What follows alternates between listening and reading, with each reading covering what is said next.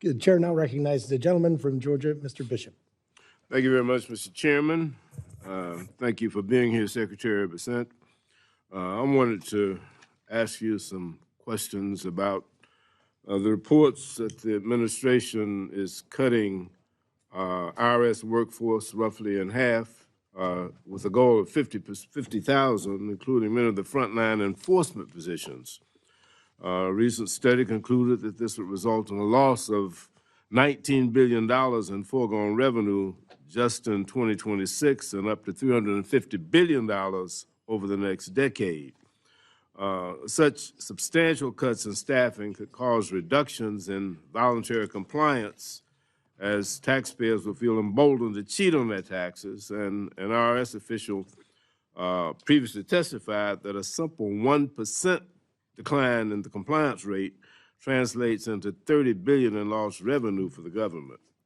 If the administration is truly concerned about reducing the federal deficit, as you indicate, why would it consider staffing reductions that reduce the IRS's capacity to collect much needed revenue that could be used to reduce the deficit or pay for critical services? A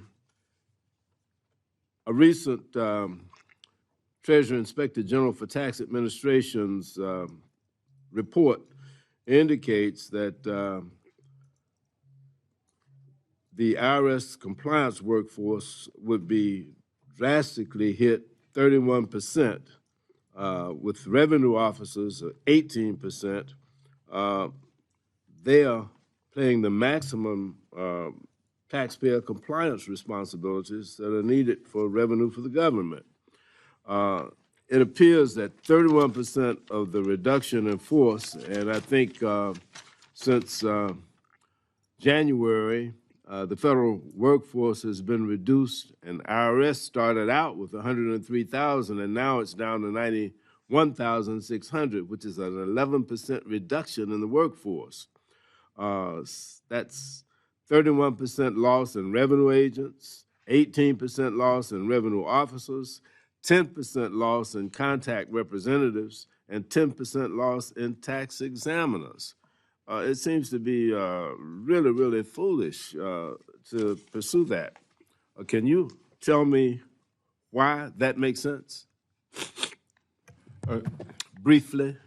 Sir, so I think there are two things here. There's the actual decrease that you just cited, which is about 11%.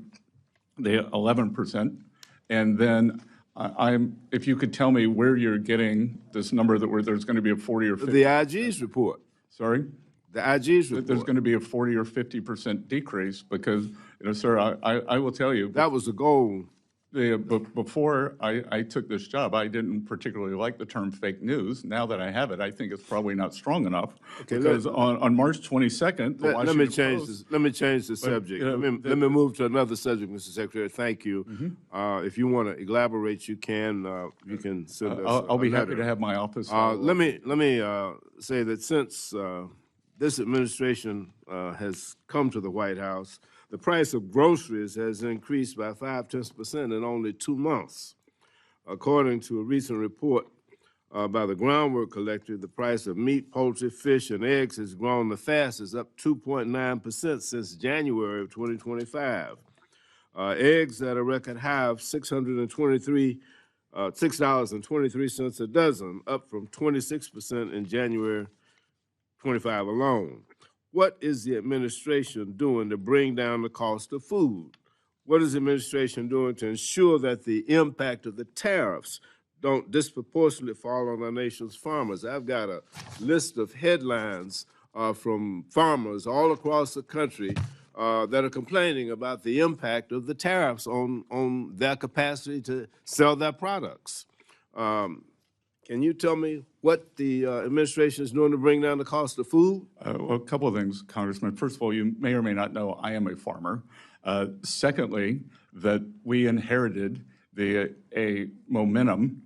Food prices, like monetary policy, have long and variable lead times.